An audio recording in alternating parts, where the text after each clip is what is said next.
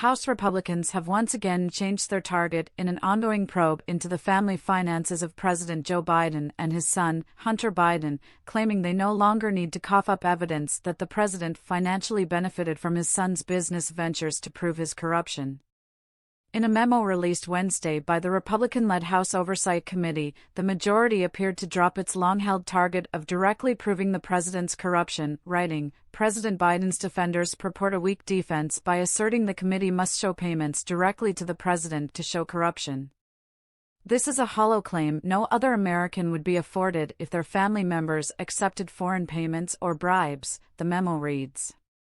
Indeed, the law recognizes payments to family members who corruptly influence others can constitute a bribe. Under the Foreign Corrupt Practices Act, the law the memo refers to, companies also may violate the FCPA if they give payments or gifts to third parties, such as an official's family members, as an indirect way of corruptly influencing a foreign official. Despite the bluster, Hunter Biden has not been charged with accepting foreign bribes, and even the committee's most hyped whistleblowers and evidence has up to this point fallen flat.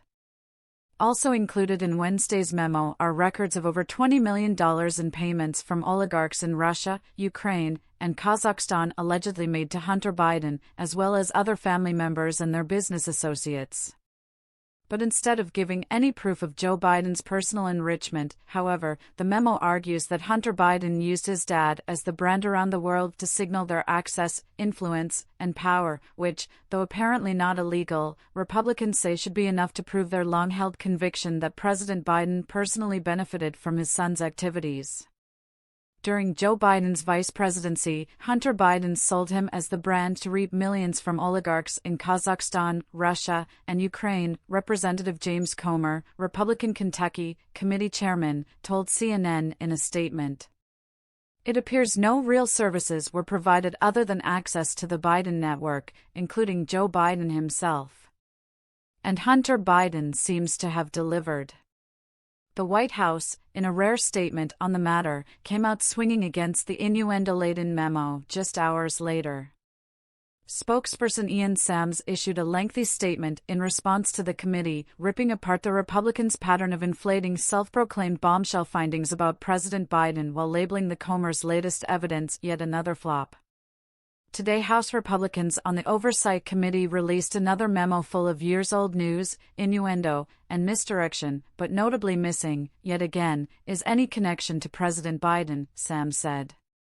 So after 7 months of wasting time and millions of taxpayer dollars on their evidence-free wild goose chase, Comer is making it clear that he is shamelessly moving the goalposts.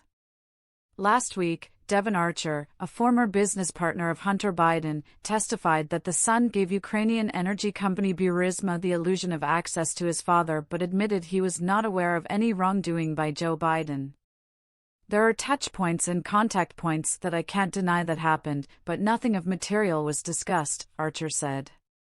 Besides the brand, the only indirect connections the memo makes between Joe Biden and Hunter Biden's business dealings are a trip the former vice president made to Ukraine and dinners he attended after payments were sent.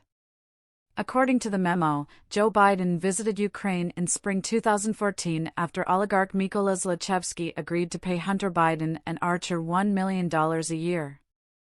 The memo also says Joe Biden participated in dinners in 2014 and 2015 at Café Milano in Washington, D.C. with his son, Archer, and foreign business associates, which came after Hunter Biden purportedly received millions from Russian, Ukrainian, and Kazakhstani billionaires for various services.